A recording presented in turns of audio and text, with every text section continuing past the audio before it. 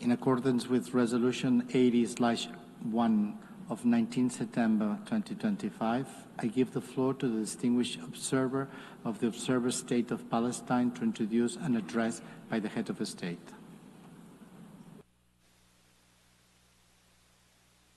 Bismillahirrahmanirrahim. In the name of God, the Merciful, the Compassionate, Her Excellency Annalena Baerbock, President of the General Assembly, His Excellency Antonio Guterres, Secretary General of the United Nations, Your Excellencies, Highnesses, and Heads of Delegations, may the mercy and blessings of God be upon you. I speak to you today after almost 2 years in which our Palestinian people in the Gaza Strip have been facing a war of genocide, destruction, starvation, and displacement waged by the Israeli occupation forces, in which they killed and injured more than 220,000 Palestinians, the majority of whom are unarmed children, women, and the elderly. A war in which they displaced hundreds of thousands and prevented the entry of food and medical supplies and caused the starvation of 2 million Palestinians. They imposed a stifling siege on an entire people and destroyed more than 80% of homes, schools, hospitals, churches, mosques, facilities, and infrastructure. What Israel is carrying out is not merely an aggression. It is a war crime and a crime against humanity that is both documented and monitored, and it will be recorded in history books and the pages of international conscience as one of the most horrific chapters of humanitarian tragedy in the 20th and 21st centuries. In the West Bank, including East Jerusalem, the capital of the State of Palestine, the extremist Israeli government continues to implement its settlement policies through illegal settlement expansion and developing projects for annexing settlements. The latest was the construction plan for E1, which would divide the West Bank into 2 parts and would isolate occupied Jerusalem from its surroundings and would undermine the option of the 2-state solution in a blatant violation of international law and relevant Security Council resolutions, specifically Resolution 2334.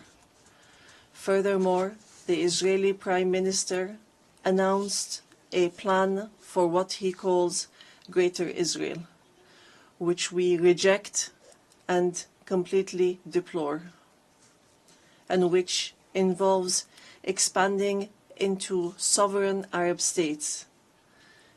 In addition to the brutal attack against the sisterly state of Qatar, which we condemn and see as an escalation that is grave and a blatant violation of international law, which requires a decisive intervention and deterring procedures and measures for such expansionary plans. With official support and through increasing facilities, the terrorism of settlers increases. They burn homes and fields, they uproot trees and attack villages and attack unarmed Palestinian civilians. In fact, they kill them in broad daylight under the protection of the Israeli occupation army. Furthermore, the Islamic and Christian religious sites in Jerusalem, Hebron, and Gaza Strip have not been spared the attacks which have damaged the mosques, churches, and cemeteries in a blatant violation of the historic status quo and in a clear violation of the provisions of the international law. Despite all what our people have suffered, We reject what Hamas carried out on the 7th of October, these actions that targeted Israeli civilians and took them hostages, because these actions do not represent the Palestinian people, nor do they represent their just struggle for freedom and independence. We have affirmed, and we will continue to affirm, that the Gaza Strip is an integral part of the State of Palestine, and that we are ready to bear full responsibility for governance and security there. Hamas will not have a role to play in governance. Hamas and other factions will have to hand over their weapons to the Palestinian National Authority as part of a process to build the institutions of a one state, one law, and one legal security forces. We reiterate that we do not want an armed state. Ladies and gentlemen, our wounds are deep and our calamity is great. 7 million Palestinians are still living the tragedies of the Nakba and displacement since 1948. Our people in the West Bank, including East Jerusalem, and in the Gaza Strip, are still living the tragedies of the Israeli aggression and occupation for decades. Years that our people have spent under occupation, killing, arrests, and settlement, and the theft of money, property, and lands. And this still continues without any deterrent or accountability. Years of oppression, deprivation, and the protection for the occupier, and enabling the occupier instead of protecting the people under the occupation, and more violations of the rights of our Palestinian people to self-determination, to freedom, dignity, independence, and sovereignty on the land of the occupied state, on the land of the State of Palestine occupied since 1967, including East Jerusalem. More than 1,000 resolutions at the United Nations, not one of them was implemented. There have been many efforts, many international initiatives, without reaching an end to this tragic situation that the Palestinian people are living under the yoke of occupation. In 1993, we signed the Oslo Accords, and we adhered to all its items, and we recognized the State of Israel. Israel, at the time, recognized the Palestine Liberation Organization as the sole legitimate representative of the Palestinian people.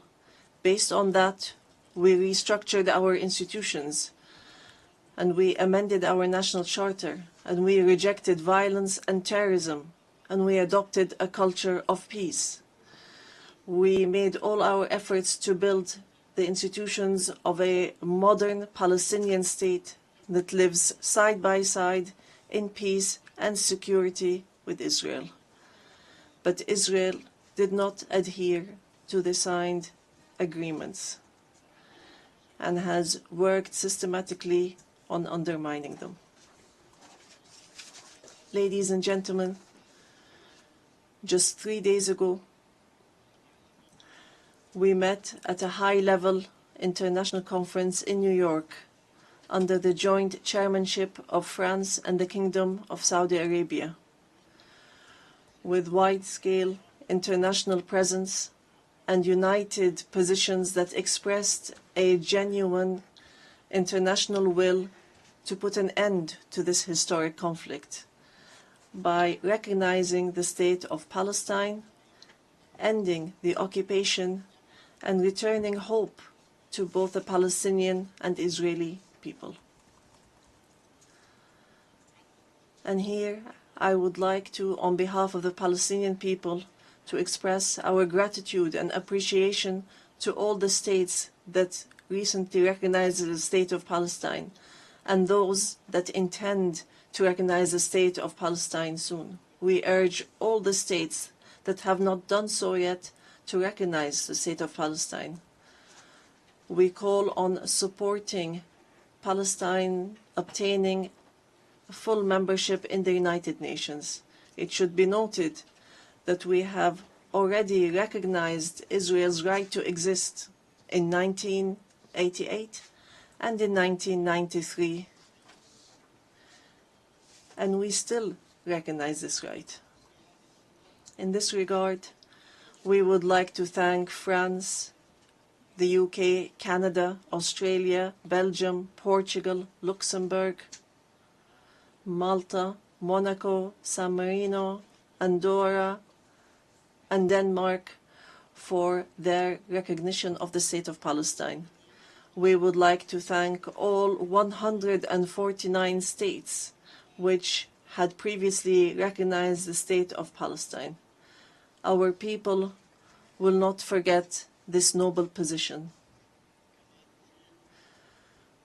We would also like to commend the role of the chairmanship of this conference, the Kingdom of Saudi Arabia and France, and also the United Kingdom. We would also like to thank all the states that headed the various working groups and those which participated and continue to participate in the International Alliance for Peace.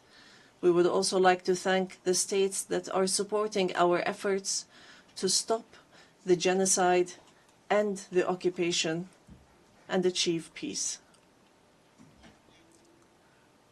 We highly appreciate all the peoples and organizations around the world who protested in support of the rights of the Palestinian people to freedom and independence and to stop the war, destruction, and starvation. We reject confusing the solidarity with the Palestinian cause and the issue of anti-Semitism, which is something that we reject based on our values and principles. Within the framework of welcoming the outcomes of the International Conference for Peace, we reiterate today before the General Assembly the following points. First, the need for an immediate and permanent end to the war in Gaza. Second, the entry without conditions of humanitarian aid through United Nations organizations, including the UNRWA, and to stop using starvation as a weapon. And here we would like to thank the brotherly and friendly states and organizations that have been sending aids. Third, the release of all hostages and prisoners on both sides.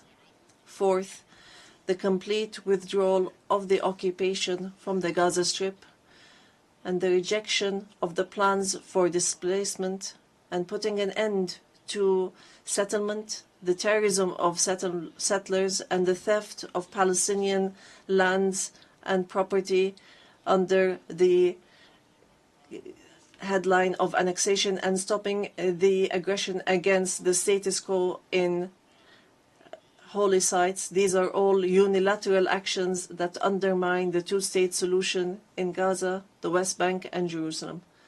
Fifth, the state of Palestine should take their full responsibility, starting with the Administrative Committee for the Gaza Strip, which is chaired by a minister in the Palestinian government, to manage the affairs of the Gaza Strip for a temporary period, and then to connect that with the West Bank, all through Arab and international support, and with Arab and international presence to protect civilians in Gaza and support the Palestinian forces under the umbrella of the United Nations, rather than being a replacement.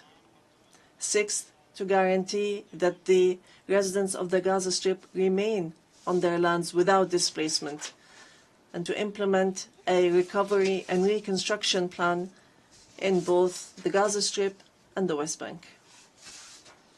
Seventh, releasing the Palestinian tax money that is being held by the State of Israel unjustly, and lifting the economic siege and the barriers from the Palestinian cities, villages, and refugee camps. Eighth, supporting our national efforts towards reform and conducting presidential and parliamentary elections within a year after the end of the war. The practical procedures has begun. A committee has been assigned to draft a temporary constitution, and it will end its work within 3 months, so that we move from authority to state. We want a modern and democratic state that abides by international law, the rule of law, and multilateralism, and the peaceful transition of power. And we are extremely keen to empower women and the youth. Ninth, we declare that we are ready to work with US President Donald Trump and with the Kingdom of Saudi Arabia and France, the United Nations, and all partners to implement the peace plan that was approved in the conference that was held on the 22nd of September in a way that would lead towards a just peace and regional cooperation. Ladies and gentlemen, today we say clearly, peace cannot be achieved if justice is not achieved. And there can be no justice if Palestine is not freed.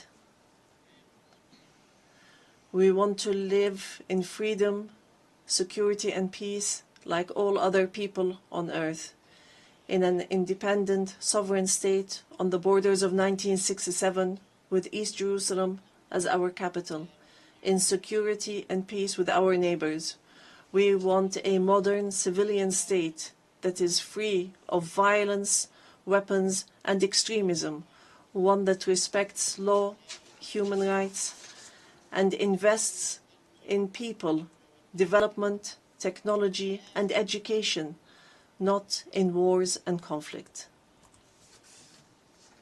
The time has come for the international community to do right by the Palestinian people so that they may obtain their legitimate rights to be rid of the occupation and to not remain a hostage to the temperament of Israeli politics, which denies our rights and continue in their injustice, oppression, and aggression. We are continuing to move forward, and we will continue our peaceful, legal, and diplomatic fight to obtain our rights.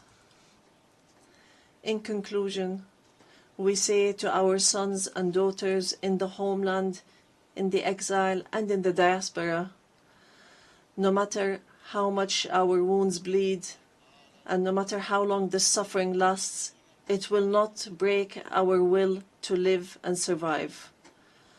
The dawn of freedom will emerge, and the flag of Palestine will fly high in our skies as a symbol of dignity, steadfastness, and being free from the yoke of occupation. Palestine is ours. Jerusalem is the jewel of our heart and our eternal capital. We will not leave our homeland. We will not leave our lands. Our people will remain rooted like the olive trees, firm as the rocks. We will rise from under the rubble to rebuild and to send from our blessed and holy land the messages of hope and the sound of truth and right, and build the bridges of just peace for the people of our region and the entire world. May the peace and mercy and blessings of God be upon you.